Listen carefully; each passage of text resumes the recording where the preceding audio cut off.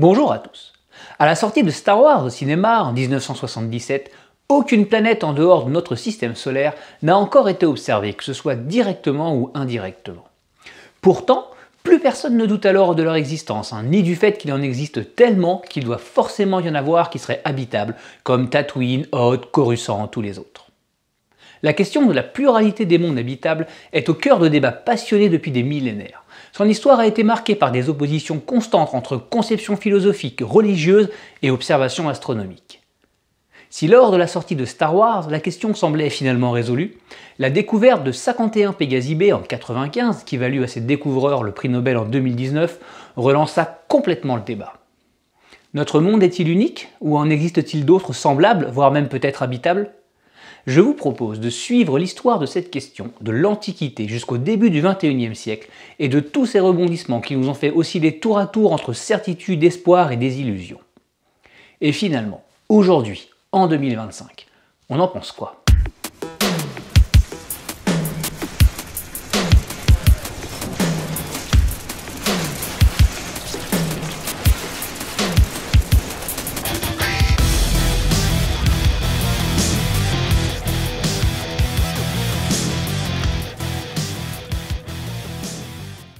Alors comme souvent dans les sujets que j'aime traiter, l'histoire commence en Grèce antique. Je vais passer un peu vite sur cette partie parce que j'ai déjà fait plusieurs vidéos sur Thalès, Pythagore, Démocrite et les autres. Je vous mets les liens dans les descriptions. Mais je vais quand même vous faire un petit résumé. Donc, depuis Thalès, au 7e siècle avant notre ère, la représentation du monde commence à devenir scientifique. On cherche désormais à expliquer les phénomènes naturels à partir d'observations empiriques et rationnelles, plutôt qu'en invoquant des divinités ou des traditions mythologiques, comme c'était fait dans les civilisations plus anciennes, comme par exemple les civilisations égyptiennes, mésopotamiennes, etc. C'est sur la base de ces observations que Thalès propose un modèle cosmologique très simple. Une Terre plate immobile est située au centre de l'univers. Son élève Anaximandre ajoute l'idée de sphère céleste, support des astres tournant autour de la Terre. Un siècle plus tard, Pythagore et ses disciples remettent ensuite en question cette conception à partir de leurs propres observations. Ils notent par exemple que la position des étoiles dans le ciel change en fonction de la latitude de l'observateur et que, lors des éclipses lunaires, l'ombre de la Terre projetée sur la Lune est toujours circulaire.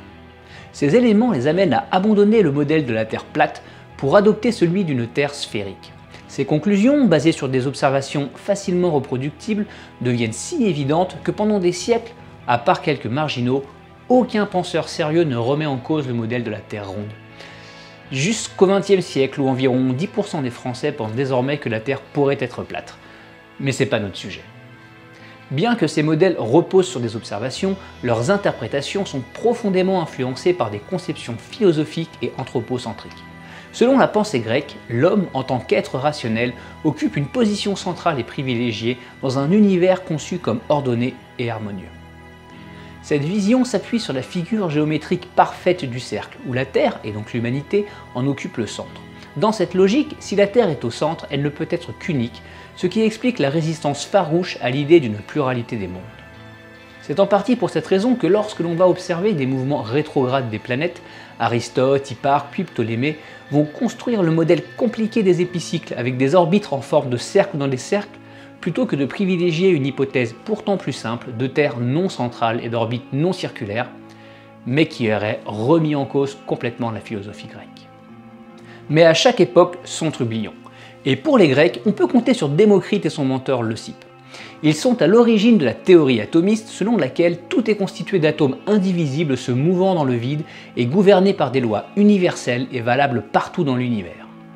À l'opposé de la vision géocentrique dominante qui place la Terre au centre de l'univers et lui attribue un caractère unique, Démocrite, lui, avance que notre planète n'a rien d'exceptionnel.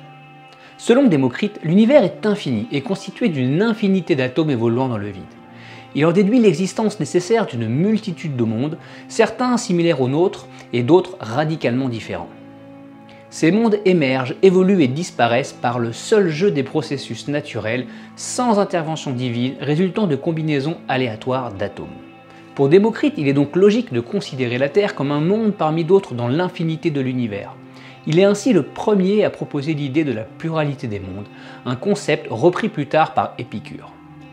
Cependant, comme pour la théorie atomiste, ces idées ne reposent sur aucune observation ni preuve expérimentale, ce qui explique leur rejet quasi unanime par les autres philosophes grecs. Ces idées se heurtent à plusieurs oppositions majeures. D'une part, la pensée religieuse et les récits mythologiques incompatibles avec l'idée d'une infinité de mondes, et de l'autre, Platon qui rejette le matérialisme au profit d'un démiurge tout-puissant, créateur d'un univers unifié non soumis au hasard, et Aristote pour qui n'existe qu'un seul univers, fini et ordonné, centré sur la Terre. Les théories de Démocrite sont ainsi écartées au profit de celles d'Aristote, qui vont dominer la pensée occidentale pendant 2 millénaires.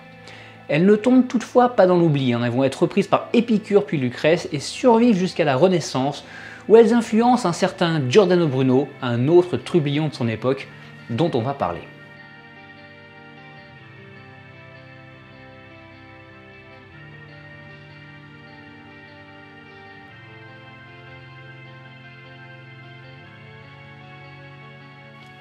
« 2000 ans plus tard, au XVIe siècle, Nicolas Copernic publie l'année de sa mort en 1543 son ouvrage « Des révolutions des sphères célestes ».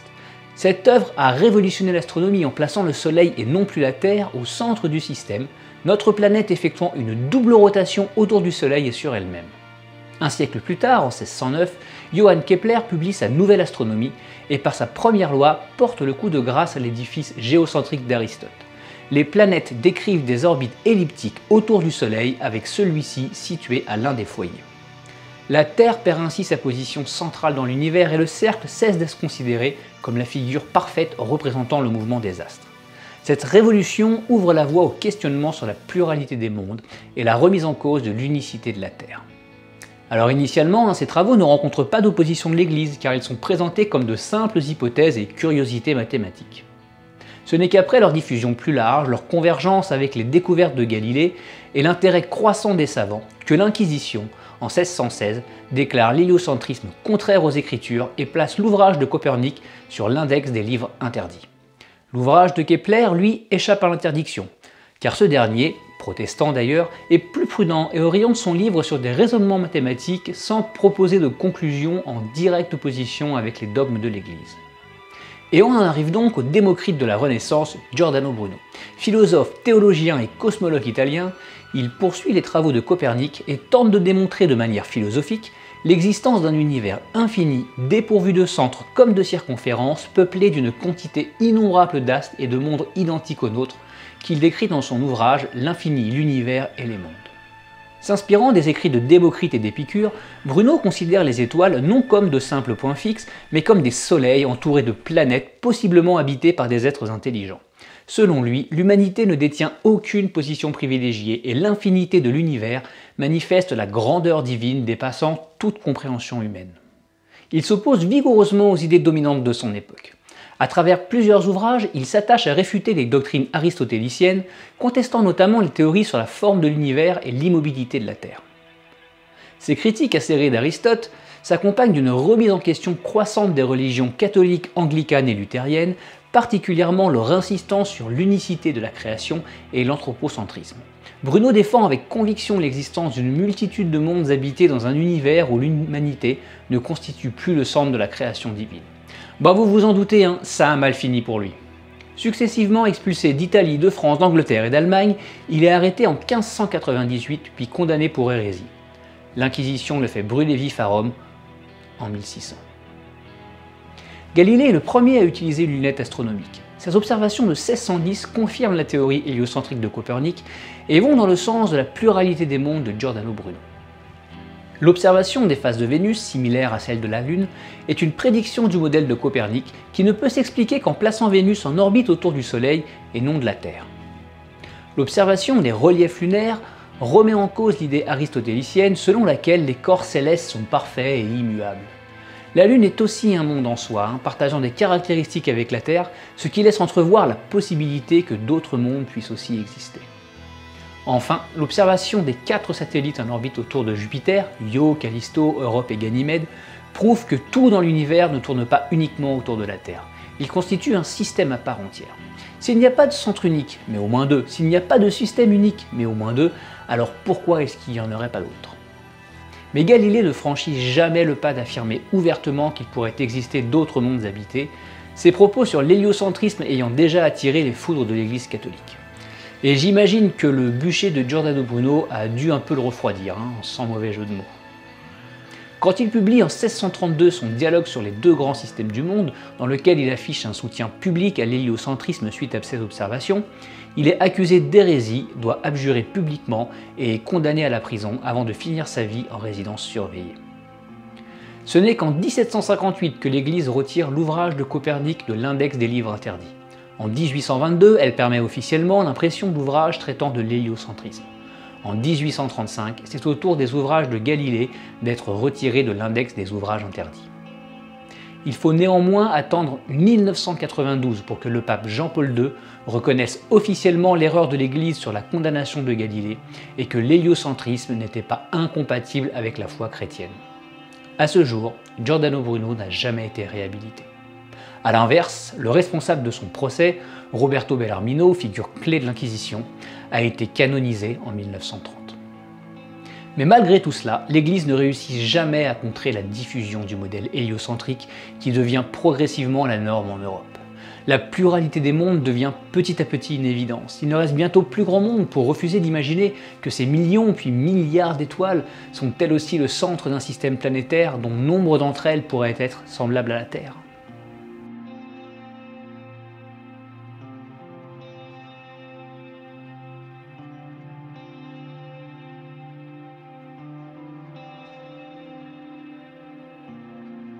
Si la Terre a perdu depuis des siècles son statut particulier dans l'infini, le XXe siècle va aller encore plus loin. Arlo Chaplet, travaillant à l'Observatoire du Mont Wilson, mène des recherches sur les amas globulaires et leur distribution dans la Voie lactée.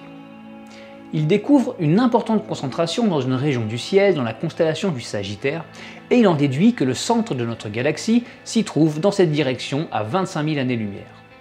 Cette découverte a un impact majeur. Le Soleil perd à son tour son statut d'astre particulier. Il n'est finalement qu'une étoile ordinaire en périphérie de la galaxie, en rotation autour de son centre comme toutes les autres. On pense alors qu'il n'existe qu'une seule galaxie, la nôtre, et qu'elle est entourée de vide, tous les objets visibles du ciel faisant partie de notre galaxie. C'est la position défendue par Chaplet lors du grand débat sur la nature des nébuleuses en 1920. Pour lui, les nébuleuses visibles dans le ciel, ces taches laiteuses, ne sont que des structures appartenant à notre galaxie, situées à quelques dizaines de milliers d'années-lumière de la Terre tout au plus. Edwin Hubble, travaillant lui aussi à l'Observatoire du Mont Wilson, mesure la distance de ce que l'on appelle alors la nébuleuse d'Andromède, à plus d'1 million d'années-lumière. Le résultat est sans appel, cette nébuleuse ne peut pas faire partie de notre galaxie, qui n'est pas aussi grande. C'est donc bel et bien une autre galaxie semblable à la Voie lactée, qui n'est plus unique.